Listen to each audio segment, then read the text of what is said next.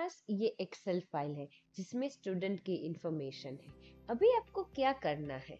अभी आपको एक्सेल में ये जो डेटा है उसको कॉपी करके दूसरी एक्सेल फाइल में पेस्ट करना है। बट आपको वही डेटा कॉपी करना है जिसकी जेंडर या जिस स्टूडेंट की जेंडर फीमेल हो या फिर जिस स्टूडेंट की जेंडर मेल हो। तो आप क्या करोगे, यहाँ पे फर्स्ट आप फिल्टर लगाओगे और फिर सारे स्टूडेंट का नाम कॉपी और पेस्ट करके दूसरी एक्सेल फाइल में रखोगे, राइट? बट ये बहुत ही टाइम कंज्यूमिंग, और अगर आपने फिल्टर करने में कोई गलती कर दी तो आपके पास जो डेटा है वो एरोनियस डेटा आएगा। तो इसका सॉल्यूशन क्या है? तो इसका सॉल्यूशन है पावर ऑटोमेट। तो आज के इस वीडियो में मैं आपको ये सिखाऊंगी कि कैसे पावर ऑटोमेट की मदद से आप एक एक्सेल फाइल का डेटा दूसरी एक्सेल फाइल में कॉपी कर सकते हो विदाउट ह्यूमन इंटरवेंशन, एंड जो डेटा कॉपी होगा वो परफेक्ट होगा और विदाउट एरर होगा। So without delay, let's get started. Hi, this is Krupali from Know How Academy. I welcome you all to Power Automate tutorial in Hindi. Video में आगे बढ़ने से पहले let me tell you कि आप ये video में क्या-क्या सीखने वाले हो. So first, I will tell you how you can iterate Excel data using condition in Power Automate desktop flow. And second thing, I will tell you how you can copy one Excel file data to another Excel file. So without delay, let's get started. So ये जो मैंने flow already बना के रखा है, मैं directly इसको run करेंगे तो क्या रिजल्ट आता है वो मैं दिखाती हूँ. सबसे पहले यहाँ पे मेरे पास एक एक्सेल फाइल है जिसमें स्टूडेंट की इंफॉर्मेशन है. अभी ये एक्सेल फाइल को मैं फ्लो की मदद से इसमें से जो मेल स्टूडेंट का डेटा है उसको प्रोसेस करूंगी और एक सेपरेट एक्सेल फाइल में जो स्टूडेंट के फर्स्ट नेम है उसको पेस्ट करूंगी. तो लेट्स सी कि इसका प्रैक्टिकल इम्प्लीमेंटेशन कैसे करते हैं. So let me tell you the first thing, how you can iterate Excel data using condition in Power Automate. सबसे पहले आपको Power Automate desktop flow open करना है. फिर बाद में यहाँ पे न्यू फ्लो में जाके एक फ्लो लेना है जिसका नाम मैं अभी दे देती हूँ demo Excel, and then click on create. फिर आपका फ्लो का जो विंडो है वो नया ओपन हो जाएगा. फिर यहाँ पे आपको सबसे पहले जो एक्सेल फाइल में से आप डेटा को रीड करना चाहते हो वो एक्सेल फाइल ओपन करनी है. तो उसके लिए आपको लिखना है launch Excel file, launch Excel, और just take that action, launch Excel. फिर यहाँ पे हमें एग्जिस्टिंग एक्सेल फाइल को लॉन्च करना है. तो इसके लिए यहाँ ड्रॉप डाउन में से ओपन फॉलोइंग डॉक्यूमेंट सिलेक्ट करना है. फिर जो आपकी एग्जिस्टिंग एक्सेल फाइल जो लोकेशन पे है वो लोकेशन हमें सिलेक्ट करना है. तो डाउनलोड में यहाँ पे एक डेटा करके एक्सेल फाइल है, इसको मुझे ओपन करना है. फिर मुझे इसको रीड ओनली मोड में ओपन करना है या किस मोड में ओपन करना है वो आप स्विच ऑन और स्विच ऑफ की मदद से डिसाइड कर सकते हो. और ये जो वेरिएबल है या ये जो एक्शन का आउटपुट होगा वो किस वेरिएबल में होगा, ये एक्सेल इंस्टेंस में होगा. इसका नाम भी आप चेंज कर सकते हो. लेट्स से मैं यहाँ रखती हूँ old Excel instance. Okay, you can give any name, and मैं यहाँ पे सेव के ऊपर क्लिक करती हूँ. अभी ये एक्सेल फाइल को जब मैं ओपन करती हूँ, नॉट क्लोज, जब मैं ओपन करती हूँ तो साथ में इसको क्लोज भी कर ही देते हैं. फिर उसके बीच में हम सभी एक्शनों को कॉपी पेस्ट करेंगे. तो let me search close Excel, और फिर आप जब क्लोज करोगे तो ऑटोमेटिकली ये इंस्टेंस यहाँ आ जाएगा. फिर इसके बीच में मुझे क्या करना है, after opening Excel file I need to read data from the Excel file. So इसके लिए मुझे एक एक्शन सर्च करनी होगी, रीड डेटा. तो यहाँ पे रीड डेटा CSV ही आ रहा है, बट जैसे ही रीड करोगे तो यहाँ आएगा read from Excel, not Word document, sorry, read from Excel worksheet. So ये ओपन और क्लोज और you can say launch and close के बीच में मुझे पेस्ट कर देना है या ऐड कर देना है. फिर मुझे कोई सिंगल वैल्यू रिट्रीव करनी है या फिर बहुत सारी वैल्यू रिट्रीव करनी है, ये यहाँ रिट्रीव का जो ड्रॉप डाउन है उसमें से मुझे मिल जाएगा. तो मुझे जितनी भी वैल्यू है वो सारी वैल्यू को रिट्रीव करना है. तो यहाँ पे मैं सिलेक्ट करूंगी ऑल वैल्यूज फ्रॉम वर्कशीट. फिर एडवांस में जाके जब हम रीड करते हैं एक्सेल में से डेटा, तो जो फर्स्ट रो होती है वो कॉलम का हेडर होती है या कॉलम की हेडिंग होती है। तो इसके लिए मुझे पावर ऑटोमेट को बताना पड़ेगा कि जो फर्स्ट लाइन है वो हमारे कॉलम नेम्स है या कॉलम हेडर्स है। तो यहाँ पे स्विच ऑन कर देना है और फिर सेव कर देना है। तो मैंने क्या किया, एक एक्सेल फाइल जो हमारे ऑलरेडी डाउनलोड फोल्डर में थी उसको ओपन किया, फिर रीड किया और फिर उसको क्लोज कर दिया। बट ये सफिशिएंट नहीं है, मुझे क्या करना है, ये एक्सेल फाइल का जो डेटा है उसको मुझे इटरेट करना है 1 by 1। तो उसके लिए मुझे पहले तो एक वेरिएबल लेना होगा जो हर एक रो की वैल्यू को रीड करेगा या हर एक रो के नंबर में से वैल्यू को रीड करेगा, और एक लूप भी लेनी होगी। तो सबसे पहले मैं यहाँ पे एक लूप लेती हूँ, for each loop. Generally for each loop क्या करती है, फॉर ईच लूप जो आपका डेटा है जो आपके टेबुलर फॉर्मेट में है उसको 1 by 1 रीड करती है। तो ये फॉर ईच लूप को मुझे रीड फ्रॉम एक्सेल फाइल से बाद में पेस्ट कर देना है या ड्रैग करना है। फिर मुझे कौन सी वैल्यू को इटरेट करना है, तो ये एक्शन में से जो डेटा आ रहा है वो एक्सेल डेटा में है, वो डेटा को मुझे इटरेट करना है। तो यहाँ पे आपको एक्सेल डेटा सिलेक्ट करना है और सेव करना है। जब आप यहाँ पे डबल क्लिक करोगे तो यहाँ एक देखोगे कि स्टोर इनटू, तो वो एक्सेल डेटा में से रीड करेगा और करंट आइटम एक वेरिएबल है उसमें करंट रो को पेस्ट कर देगा या स्टोर कर देगा। तो यहाँ पे आपने लूप की मदद से डेटा को रीड करना शुरू किया। कौन से डेटा को, जो डेटा आपने एक्सेल फाइल से रीड किया है वो डेटा। ना अभी तो ये डेटा रीड हुआ, लेकिन मुझे लेट से वही डेटा रीड करना है जो मेरे पर्टिकुलर क्राइटेरिया से मैच हो।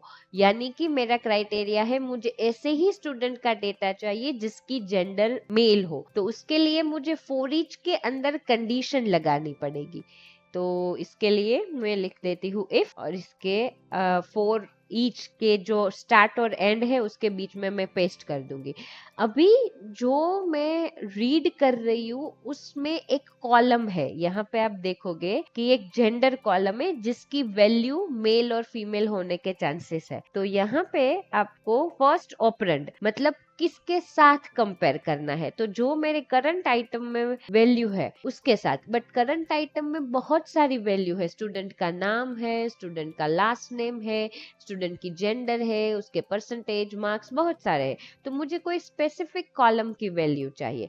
तो यहाँ स्क्वायर ब्रैकेट के अंदर डबल कोटेशन में वो कॉलम का नाम लिखना है और मुझे किसके साथ कंपेयर करना है, मुझे मेल है उसके साथ। तो यहाँ पे इक्वल टू और फिर यहाँ सेकेंड ऑपरेंट में जिसके साथ मुझे कंपेयर करना है वो वैल्यू लिख देनी है। तो क्लिक ऑन सेव। तो यहाँ पे ऐसा ही डेटा आएगा जिसमें मेल हो। बट यहाँ पे एक चीज आपको ये ध्यान में रखनी है कि फॉर ईच लूप डेटा को फिल्टर नहीं करेगी, लेकिन लूप में एंटर होने के बाद एक आइटम को वो रीड करेगी, फिर उसकी जो जेंडर कॉलम की वैल्यू है उस बेस पे ये कंडीशन से डेटा फॉर्मेट होगा, not format but data filter होगा। फिर अभी डेटा तो हमने इटरेट कर लिया, डेटा को हमने फिल्टर भी कर लिया using condition. Now what next, now let me tell you the second thing कि कैसे हम एक एक्सेल फाइल का डेटा दूसरी एक्सेल फाइल में पेस्ट कर सकते हैं यूजिंग पावर ऑटोमेट डेस्कटॉप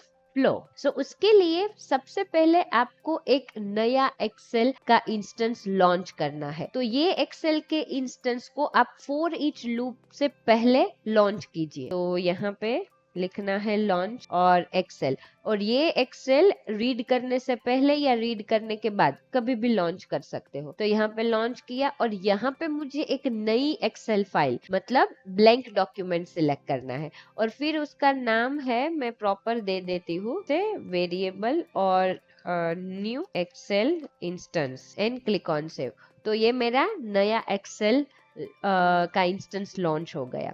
जब कभी भी हम कोई एक्सेल फाइल लॉन्च करते हैं तो वो कैसी दिखती है, लेट मी शो यू।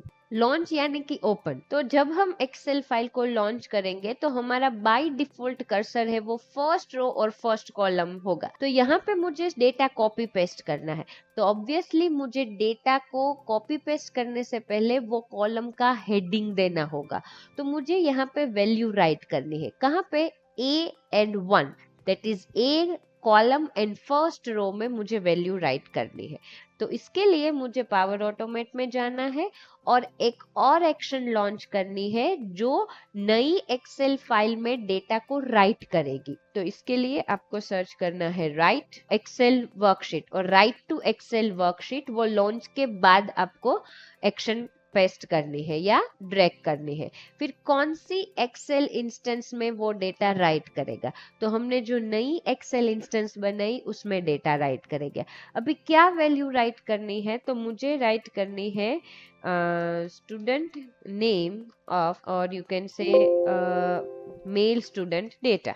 और मुझे कहाँ पे वैल्यू राइट करनी है? मुझे A1 पर्टिकुलर सेल में राइट करनी है। तो यहाँ से write mode on specific cell. फिर कौन से कॉलम में? तो कि A कॉलम में।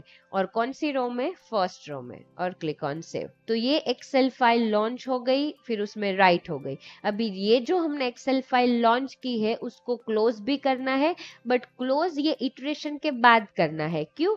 क्योंकि जब हम राइट करेंगे और उससे पहले ही हमने एक्सेल फाइल क्लोज कर दी तो इसका कोई मतलब ही नहीं है। तो let me just close it. मैं क्लोज इसलिए सबसे पहले कर देती हूँ क्योंकि मैं बाद में भूल ना जाऊँ कि मैं क्लोज किया या नहीं। Okay, so close Excel. इसको इसके लास्ट में भी रख सकते हो, या आपने जो पहली वाली एक्सेल फाइल क्लोज की है उस सेक्शन से पहले भी रख सकते हो। अभी कौन सी एक्सेल फाइल क्लोज करनी है? Let's say new Excel file.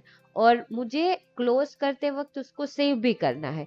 तो सेव डॉक्यूमेंट एज। फिर मुझे कहाँ सेव करना है वो पर्टिकुलर पाथ देना होगा, अदरवाइज वो बाय डिफॉल्ट डॉक्यूमेंट में स्टोर हो जाएगा। तो मुझे डाउनलोड्स में स्टोर करना है और इसका नाम देना है डमी डेटा, और यू कैन से male student data and click on open. और वो कौन से फॉर्मेट में है या कौन से फॉर्मेट में स्टोर करना है वो भी मुझे देना होगा। तो मुझे XLS फॉर्मेट में स्टोर करना है, तो इसलिए मैंने यहाँ पे XLS सिलेक्ट किया और क्लिक ऑन सेव। तो यहाँ पे देखो एक्सेल फाइल लॉन्च भी हो गई, एक्सेल फाइल में डेटा हमने राइट भी किया, पर यहाँ पे हमने बहुत सारा डेटा अभी राइट नहीं किया है, हमने एक ही हेडिंग राइट किया है। तो अभी इसको लेट से हम डिसेबल एक्शन कर देते हैं, नॉट दिस, इसको भी हम डिसेबल कर देते हैं।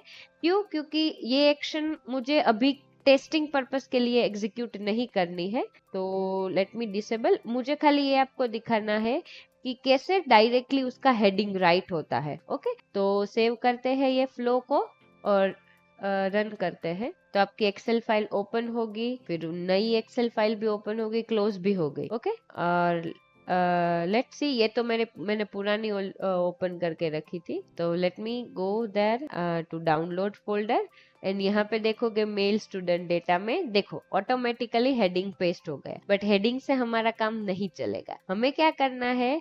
हमें तो एक एक डेटा को इटरेट करना है और जिस स्टूडेंट की जेंडर मेल है उसका डेटा मुझे पेस्ट करना है। तो जो हमने एक्शन को डिसेबल किया था, अभी सारी एक्शन को हम इनेबल कर देते हैं। ओके, तो मैंने अभी सारी एक्शन को इनेबल कर दिया। नाउ हम एक एक आइटम को इटरेट कर रहे हैं, उसके बाद हम कंडीशन चेक कर रहे हैं, और कंडीशन अगर सेटिस्फाई हो रही है तो मुझे डेटा राइट करना है। कहाँ राइट करना है? तो एक्सेल की जो first row, sorry not first row but first column है, उसकी सेकेंड रो से मुझे डेटा राइट करना शुरू करना है। सेकेंड रो में, फिर थर्ड रो में, फोर्थ रो में एंड सो ऑन।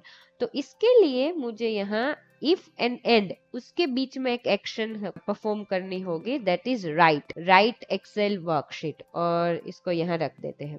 फिर कौन से एक्सेल में मुझे राइट करना है? तो कि न्यू एक्सेल में क्या वैल्यू राइट करनी है?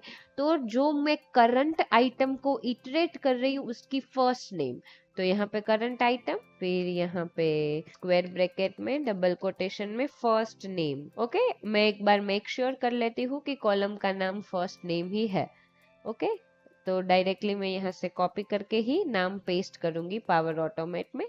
कि कोई स्पेलिंग मिस्टेक ना हो। ओके ये डबल कोटेशन में भी लिख सकते हो और आप सिंगल कोटेशन में भी रख सकते हो। अभी आपको सेल में वैल्यू रखनी है तो कि स्पेसिफिक सेल, फिर कौन सी कॉलम ए, फिर यहाँ पे रो नंबर मुझे मैन्युअली हर बार देना पड़ेगा कि लेट्स से मैं सेकंड लिख रही हूँ तो सेकंड रो में, फिर थर्ड रो में होगा ही नहीं, तो मुझे एक यहाँ पे एक ऐसा वेरिएबल चाहिए जो 2, 3, 4 यानी कि डायनेमिक रो नंबर को रिप्रेजेंट करे। तो अभी के लिए मैं 2 रख देती हूँ और इसको सेव करके मैं इससे पहले एक वेरिएबल को इनिशियलाइज करती हूँ। तो लेट्स सर्च सेट वेरिएबल और इसको मैं लॉन्च एक्सेल से पहले दे देती हूँ नाम, और इसका नाम दे देती हूँ रो नंबर, और इसकी वैल्यू को मैं इनिशियलाइज करती हूँ 2। फिर यहाँ जो मैंने राइट टू एक्सेल जो इफ कंडीशन के अंदर रखा है उसके अंदर मुझे जो रो नंबर है उस रो नंबर में मुझे डेटा चाहिए, मतलब वही रो में डेटा आएगा।